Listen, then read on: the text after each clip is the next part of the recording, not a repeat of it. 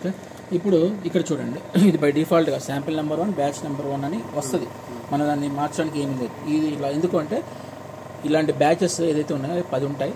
ఒక్కొక్క బ్యాచ్లో 100 శాంపిల్స్, అంటే దాదాపు 1000 శాంపిల్స్ వరకు దీంట్లో సేవ్ అయ్యాయి. ఓకే, అలా వచ్చిందని మీరు ఏం చేయొద్దు, జస్ట్ 0 కొట్టండి. 0 ఫర్ స్టార్ట్, ఎస్ప్రెడ్ బ్లాంక్ అన్నది ఆల్రెడీ బ్లాంక్లోనే ఉంది, బ్లాంక్ పెట్టేసాం. మళ్ళీ దీనికోసం 1 ప్రెస్ చేయండి. 0 to proceed and 1 for taking blank తీసుకోమని చెప్తున్నాం. రీడింగ్ బ్లాంక్ అయిన తర్వాత మళ్ళీ శాంపిల్ అడుగుతాం, శాంపిల్ పెట్టేస్తాం. మళ్ళీ తర్వాత మళ్ళీ బ్లాంక్ శాంపిల్. అలాగే మీరు కంటిన్యూగా పొటాషియం సంబంధించి స్టాండర్డ్ తయారు చేసుకున్నారు కాబట్టి దీని తగ్గట్టుగా శాంపిల్స్ అనేవి ఎన్నైనా తీసుకోండి కంటిన్యూగా, మళ్ళీ వెనక్కి వెళ్ళేంత వరకు. ఒకవేళ ఇన్ కేసు మీకు ఏమన్నా ప్రాబ్లం ఉందనిపించింది లేదా మళ్ళీ దాన్ని నిజంగానే పనిచేస్తలేదు అన్నప్పుడు ఈ స్టాండర్డ్స్ని క్రాస్ చెక్ చేసుకోవాలండి. శాంపిల్స్ చెక్ చేసుకోమన్నప్పుడు కరెక్ట్గా చూపించిందంటే ఓకే, లేదు ఇంకా ఎగ్జాక్ట్ వాల్యూ రావాలంటే ఇప్పుడు సపోజ్ 50 అనేది చెప్తాను మీకు, చూపిస్తే అది 0 అనేది చూస్తున్నాను శాంపిల్ కింద, మళ్ళీ అదే 1 అండి. ఇక్కడ అంతా 1 తీసుకోమంటానికి ప్రతిసారి రీడింగ్ స్టాండర్డ్ శాంపిల్ రీడింగ్ అన్నిటికీ 1 ఆ 1 ప్రెస్ చేస్తే తీసేసుకుంటాం. తీసుకొని ఈ కలర్ని బేస్ చేసుకొని రీడింగ్ ఎంతైతే ఉందో ఆ రీడింగ్ ఇచ్చేస్తాం. అంటే ఇంకా కొంతమంది చేసేది ఏంటంటే ఇప్పుడు సపోజ్ డౌట్ వచ్చింది మధ్యలో, స్టాండర్డ్ని అదే శాంపిల్ కింద చెక్ చేస్తాం అనుకోండి.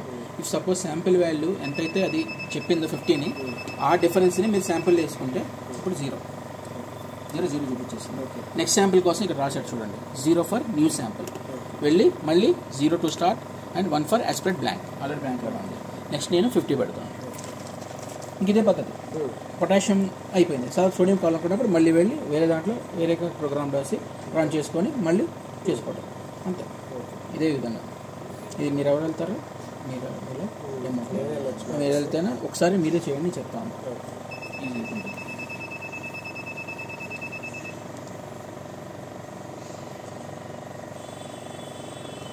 పెట్టేశాను, మళ్ళీ ఇదే 1 ప్రెస్ చేస్తే అంటే ఇప్పుడు ఆ మారిన కలర్ని తీసుకోమని చెప్తున్నాం. కంపేర్ టు దట్ స్టాండర్డ్ మనకి ఈ వాల్యూని కన్వర్ట్ చేసి ఇచ్చేస్తుంది పీపీఎంలో. ఇదంతా పీపీఎంఏ గుర్తుపెట్టుకోండి. మనం ఇచ్చేది స్టాండర్డ్ కూడా పీపీఎంఏ, చేసేది కూడా పీపీఎంఏ. అండ్ ఒక నిమిషం,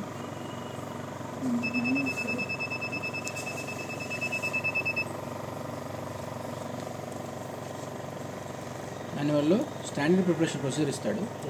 ఆ ప్రొసీజర్ ప్రకారంగా అది కూడా పీపీఎం సార్ 50 అండి, 50.21. ఇప్పుడు ఈ కిందాక చెప్పాను కదా ఏంటి, ఇప్పుడు మళ్ళీ మీరు దీన్ని శాంపిల్ కింద చెక్ చేశారు. చెక్ చేసినప్పుడు ఎంత డిఫరెన్స్ వచ్చింది, 0.2 డిఫరెన్స్ వచ్చింది. ఓకే, అంటే మన స్టాండర్డ్ శాంపిల్ కింద వచ్చిన 0.2. ఇఫ్ సపోజ్ మీ శాంపిల్ అనేది 40 అని చూపించింది అనుకోండి, అప్పుడు దాన్ని మీరు 40.2గా చేస్తే ఎగ్జాక్ట్ వాల్యూ అన్నమాట, పర్ఫెక్ట్. అంటే ఎంత డిఫరెన్స్ అయితే మీ స్టాండర్డ్లో చూపించింది, అంటే మీ స్టాండర్డ్ పక్కా కదా మీది, ఇది చేసిన వాల్యూ అంటే పక్కా, అంటే మనం అక్కడ దాకా మనం నమ్ముకోవాలి. ఇంకా ఆ స్టాండర్డ్ని మన శాంపిల్ కింద ఏ ఎర్రర్ అయితే కంటిన్యూ అయిందో ఇక్కడ అదే ఎర్రర్ని మీరు శాంపిల్లో కూడా మెన్షన్ చేస్తే శాంపిలింగ్ ఇప్పుడు మీరు శాంపిల్ పెట్టారు. ఇప్పుడు స్టాండర్డ్ అంటే ఇది స్టాండర్డ్ ఎంత వచ్చింది, 50.2 లేదా 50.5 వచ్చింది అనుకున్నాం. 0.5 డిఫరెన్స్ డీవియేషన్ ఏదో ఎక్కువ వచ్చిందో తక్కువ వచ్చింది, లేదా 49.5 అని వచ్చింది అనుకుందాం. శాంపిల్లో కూడా వచ్చిన వాల్యూని అకార్డింగ్ టు స్టాండర్డ్ ఏదైతే వచ్చిందో అదే విధంగా మీరు ప్రొడ్యూస్ చేస్తే ఇంకా దానికి వాల్యూ తిరిగి ఉండదు. అంటే ఎలాగంటున్నానంటే ఇప్పుడు మీరు శాంపిల్ పెడతారండి, ఇది 40 లేదా 39.5 అని వస్తుంది, లేదా 40 వస్తుందండి ఎగ్జాంపుల్. మీకు ఇక్కడ 0.5 డిఫరెన్స్ ఉంది, తక్కువ ఉంది. అప్పుడు మీరు వాల్యూని 39.5 చేశారనుకోండి, అంటే ఎగ్జాక్ట్ అనమాట. అంటే అదేనండి. ఇప్పుడు మీరు అన్నోన్ శాంపిల్, నేను అంటే శాంపిల్ గురించి చెప్తున్నాను. మీకు అన్నోన్ శాంపిల్ అనేది పెట్టినప్పుడు దానికి నియరెస్ట్ స్టాండర్డ్ మీరు చెక్ చేస్తే, అంటే నోన్ స్టాండర్డ్ని ఏ డిఫరెన్స్ అయితే చూపించిందో అదే డిఫరెన్స్ మీరు శాంపిల్లో కూడా ఇస్తే అప్పుడు ఆ శాంపిల్కి ఇచ్చిన రైడింగ్ వాల్యూ ఎగ్జాక్ట్ వాల్యూ అంటున్నాను. అర్థమైందా మీకు?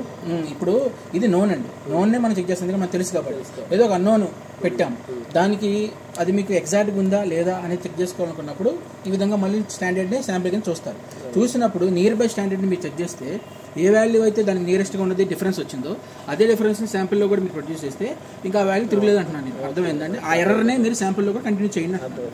అది ఎందుకంటే దీన్ని మనం చేయడానికి ఏం లేదు, అది ఇన్స్ట్రుమెంట్ ఏ విధంగా క్యాలిక్యులేట్ చేసుకుని దాన్ని కంపేర్ చేసి ఇస్తుంది వాల్యూ. ఆ డిఫరెన్స్నే మీరు నియరెస్ట్ ఉన్న శాంపిల్, ఇప్పుడు సపోజ్ 10 అనుకుందాం, లేదా 100 దగ్గర ఉన్న వాల్యూ శాంపిల్ అనుకుందాం. అప్పుడు 100 స్టాండర్డ్ని పెట్టినప్పుడు ఏ డిఫరెన్స్ అయితే 100లో వచ్చిందో అదే ఆ శాంపిల్లో కూడా మీరు వచ్చిన దానికన్నా మార్చుకోండి అంటున్నాను. ఇప్పుడు 50 మీకు ఎంత వచ్చింది, 50.2 వచ్చింది. మీరు సపోజ్ మీరు 40 వచ్చింది అనుకోండి, దాన్ని 40.2గా ఇచ్చారనుకోండి, అది కరెక్ట్ వాల్యూ అని చెప్తున్నాను. అది నేను చెప్తున్నాను. ప్రొసీజర్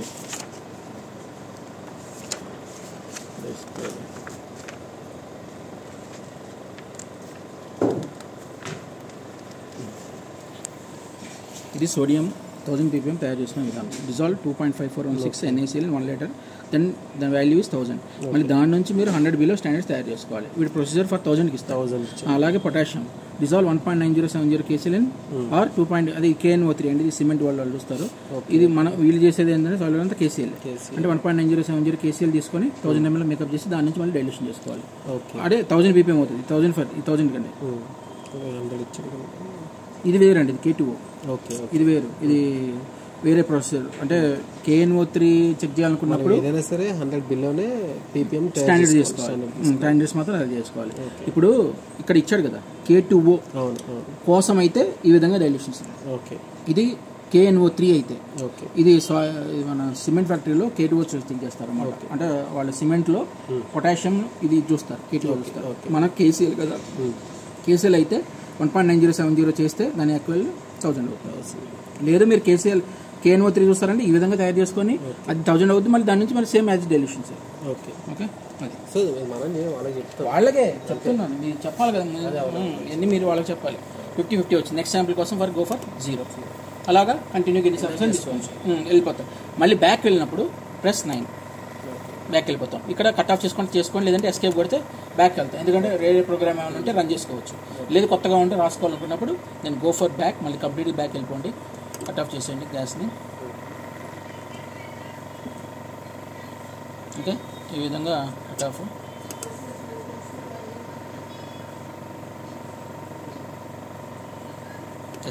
ఎస్కేప్ కొట్టిన మెయిన్ మీదకి వస్తాం. ఇప్పుడు కొత్తగా ఎలాగా ఆన్ ఆఫ్ ఏంటనేది మీరు వివరణ చేయండి, చెప్తాను.